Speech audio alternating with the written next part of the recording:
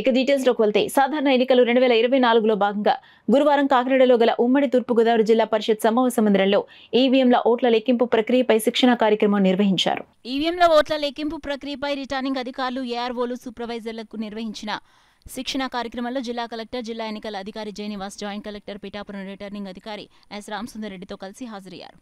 ఈవీఎంలు, పోలైన ఓట్ల లెక్కింపులో అనుసరించాల్సిన విధానంపై ఈ సందర్భంగా అధికారులకు అవగాహన కల్పించారు. శిక్షణ కార్యక్రమంలో Tuni RO KV Ramalakshmi, Prathipadu RO A Srinivasarao, Kakinada rural RO Itla Kishore, Peddapuram RO J Sitaramarao, Kakinada పట్టణం RO J Venkatrao, Jaggampeta RO M Srinivasarao, CPO P Trinath, ZP deputy CEO GS Ramgopal, ఇతర ఎన్నికల అధికారులు తదితరులు పాల్గొన్నారు.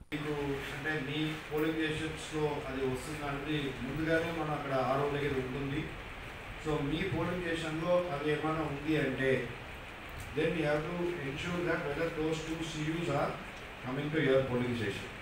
సో ఆరో ముందుగా ఒకసారి రెడీ చేసి పెట్టేసుకుంటారు. ఏ పోలింగ్ స్టేషన్కి ఒకవేళ డబుల్ వచ్చిందంటే అది ఆయన మీకు ముందుగా చెప్తారు, అప్పుడు జాగ్రత్తగా చూసుకోవాలి.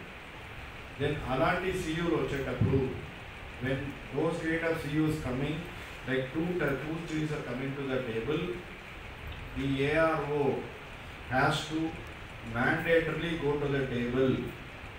ఎవరైతే ఇక్కడ ARO ఉన్నారో, ARO ఆఫ్ అసెంబ్లీ కాన్స్టిట్యూన్స్ ఉన్నారో ఆయన తప్పనిసరిగా ఆ టేబుల్కి వెళ్ళాలి. And he has to observe the entire process as per the rule. ఎందుకంటే ఇది ఒక స్పెషల్ కేసు, మళ్ళీ అక్కడ 2 ఓట్లు టాలీ చేసుకోవాలి. అండ్ దాన్ని ప్రాపర్గా ఆ 2 CU సరిగా వచ్చిందా చూసుకోవాలా. సో అగైన్ ఆ టాబ్లేషన్ సరిగా అయిందా లేదా చూసుకోవాలా. అందుకోసం ARO పర్సనల్గా అక్కడ